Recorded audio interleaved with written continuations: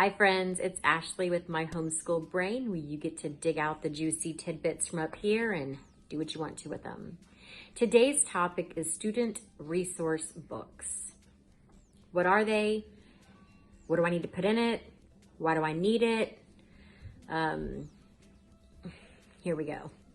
So a student resource book is a one-stop shop place for your children to have whatever they're learning at their fingertips. And for every group of grades, I'm going to say like kindergarten and first can have one that looks pretty similar. Maybe first through third looks kind of similar, and then so on and so forth. It is a place where when they are struggling to solve a problem or to remember something, that they can grab this little book and be able to flip through it and go, okay, there's my answer, without having to go, Mom, what's that? Mom, I need your help. Mom, you know how that goes. So what supplies do you need to put this together? It's pretty simple. A branded folder, some sheet protectors, and some either do-it-yourself sheets or some printables from Pinterest. I'm gonna walk you through my fourth graders. Now, I will tell you that there are things in here that do not pertain to him yet, but I had taken them out of my older sons and put them in my fourth graders just because I didn't want to lose them. I know that in a couple years he's going to need them, so I went ahead and just put them in there. So for his, just as a branded folder, it says Writer's Resource Book, and it has some sheet protectors. So he, again, is a fourth grader, and I keep in here some things that are helpful to him. Keep in mind, my kids are dyslexic, dysgraphic. One of them has dyscalculia that's at home.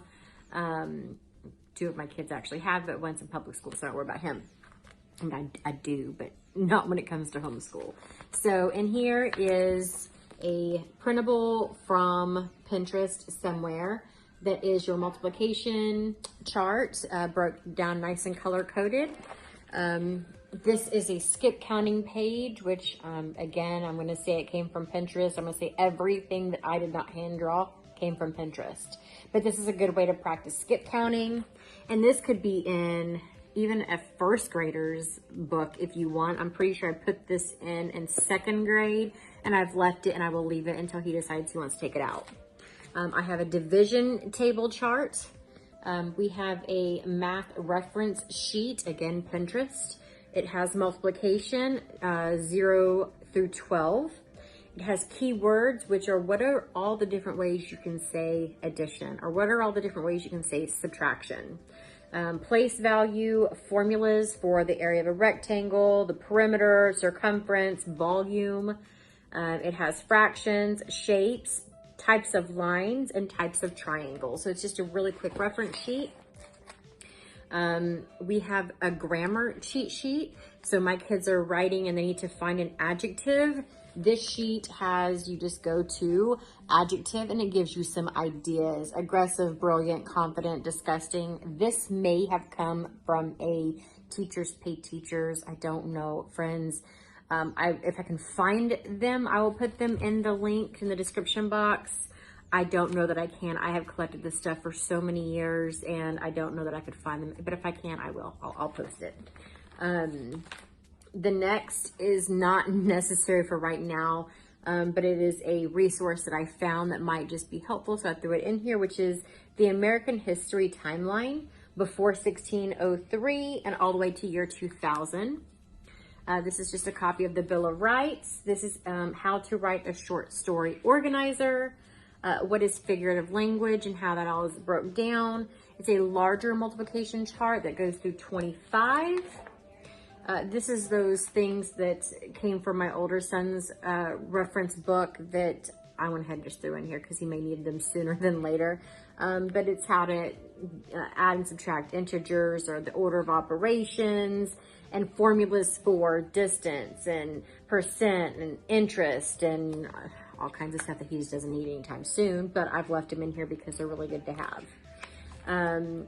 Handwriting, how do I form that letter, that cursive letter R or that cursive letter Q? a very bright and colorful, very simply done multiplication chart. And then this is one of my handwritten ones. We're currently learning radius and circumference of a circle. I'm sorry. We are currently learning diameter and radius of a circle. I don't know why I keep saying circumference. I don't know. It's been a thing in my head all week. Anyway, examples on how to do that for him. And then I got this from Pinterest. We're learning the perimeter and area. I love going to Pinterest because teachers are amazing and they can draw and they can write beautifully, and I don't have either one of those talents. And so anytime I can go to Pinterest and print something that is beautifully done, I do it because it just makes it, and it's so much time that I don't have to worry about. I seriously tried doing this page because I thought, oh yeah, I'll just do that. That looks simple. And I seriously, like 75 sheets of paper later, because I'm a perfectionist. So I wanted a perfect line or perfect handwriting or perfect coloring or perfect whatever. And I just wasn't having, I wasn't doing it. So I went ahead and just printed it and move on. But at any time during math, so it's math time, because that's usually when we use this. And Ryder is doing his teaching textbooks. I make him have this right beside him. That way, whenever they do a spiral back and they do an area or a perimeter formula, and he's like, which one was which? You know, and he gets him confused. He can easily flip through, find his answer, and then move on himself without yelling for me or going, man, I don't remember doing that. It teaches and contours to an independent learner, and that is very important. I don't care if you are one of those parents who love teaching your children. At some point, they're going to have to learn to do some things on their own, and this is a very simple way of doing that. It also gives them a sense of empowerment. Oh my gosh, I didn't know that answer, or I didn't remember, and look, now I have it. And you know, I didn't have to ask for mom or wait for mom to get done with little brother or little sister and get frustrated or bored. Now I'm distracting everything because their help is right here, and it really, really works. You can pull things out, put other things in. This one's usually math, but you can do a whole one on just your alphabet if it's a younger child, or all the sounds of your letters. You can have one just for spelling rules, or whatever you need to do. I just lump all mine together because it changes every couple years. But do what works for you and do what works for your kid. But have them a place that they can just go find their own information, and you'll just watch them be impressed with themselves and proud of themselves. And that's just, it's heartwarming really to see them grow independently like that. So I hope I have functionally explained my resource book and why we use it and why we feel it's very important in our house to have. And I hope it's helped you a little bit. So like normal, welcome to my crazy, and we'll see you next time.